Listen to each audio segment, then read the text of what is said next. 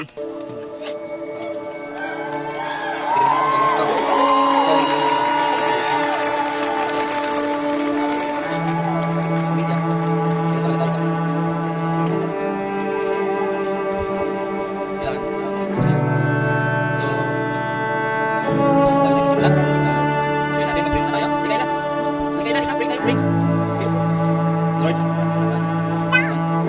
Come on, we sing together.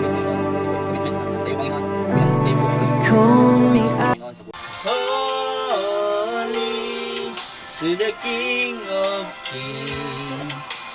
Holy, you will always be. Holy, holy forever.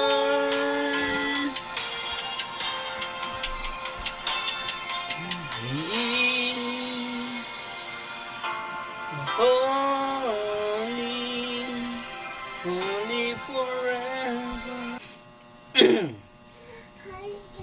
Yun, yung verse na napili ko ay sa 2 Corinthians chapter 12 verse 9. Ganito ang kanyang sagot: ang kagandahang loob ko ay sapat na para sa inyo, sapagkat lubusang nahahayag ang aking kapangyarihan kapag ikaw ay mahina. Kaya't buong galak kung pinagmamalaki ang aking mga kahinaan upang manatili sa akin ang kapangyarihan ni Kristo. So yun ang aking verse na napili. Sa bawat kahinaan pala natin sa ating buhay ay dapat pala natin purihin ang ating Panginoon para makita pa natin yung kanyang pananatili sa ating buhay. Yung kahinaan na dumadating sa ating buhay na nakasama natin ang Panginoon ay doon pala nakikita na tayo ay nagiging malakas sa ating pagsunod sa ating Panginoon. Yung kahinaan na yun yung ginagamit natin para makita pa yung pagmamahal ng Panginoon sa bawat isa sa atin.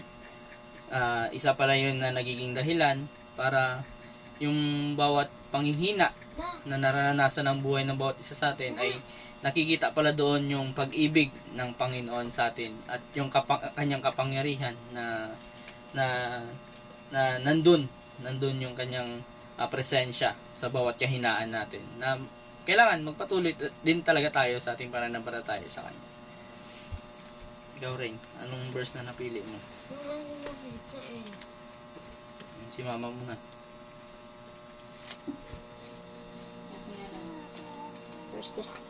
Mababasa sa 1 Thessalonica chapter 17 verse 18 hanggang 19. Manalangin kayong walang patid sa lahat ng bagay ay magpasalamat kayo, sapagkat ito ang kalooban ng Diyos kay Kristo Jesus para sa inyo.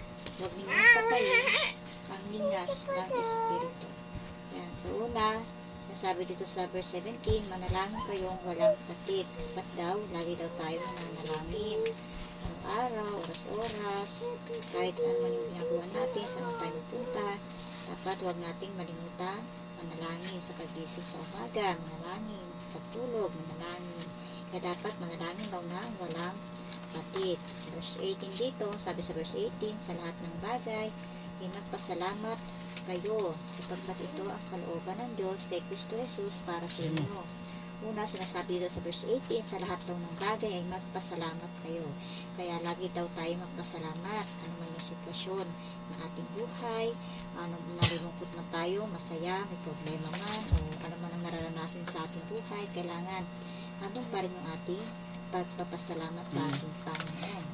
Kapagkat ito ang kalooban ng Diyos kay Kristo Jesus para sa inyo. Kapagkat ang lahat ng ating naranasan ay kalooban na ito ng ating Panginoon Jesus para daw sa atin. So, lahat ay nakaplano na para sa atin. Kaya naman yung sitwasyon ng ating buhay, kailangan pa rin natin magpasalamat sa Diyos.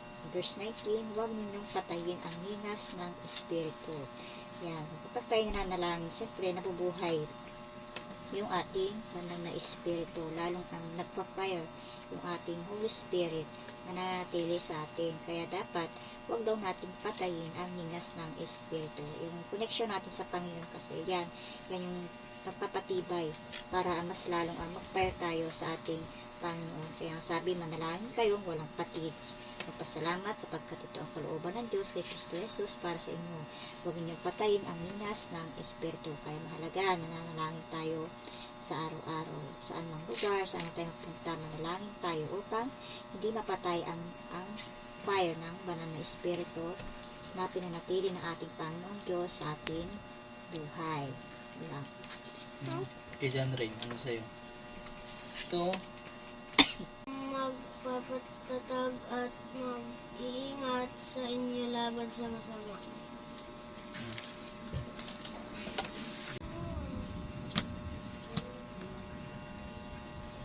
sige, pray tayo sa ating blessing prayer. Lord, maraming salamat sa gabi nito, Panginoon, sa pagkakataon, Panginoon, na kami, Panginoon, ay nakapagpuri sa inyo, Panginoon. Maraming salamat, Lord, dahil hindi nyo kami hinayaan, Panginoon, na lumayo sa inyo, Panginoon. Pagpus, Panginoon, patuloy nyo po kami binibigyan ng pagkakataon, Panginoon, na kayo po ugad o pilihin, Panginoon.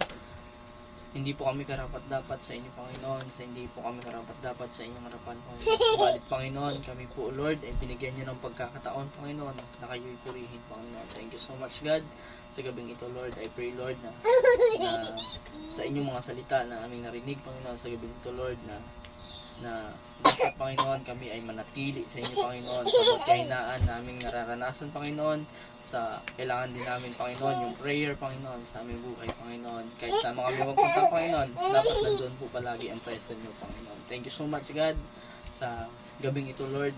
Purihin po kayo, Panginoon. Purihin ang inyong pangalan. Sa dakila po kayo sa lahat, Panginoon. Thank you so much, God. Jesus, I pray. Amen. Amen. Bad ka! Bye po.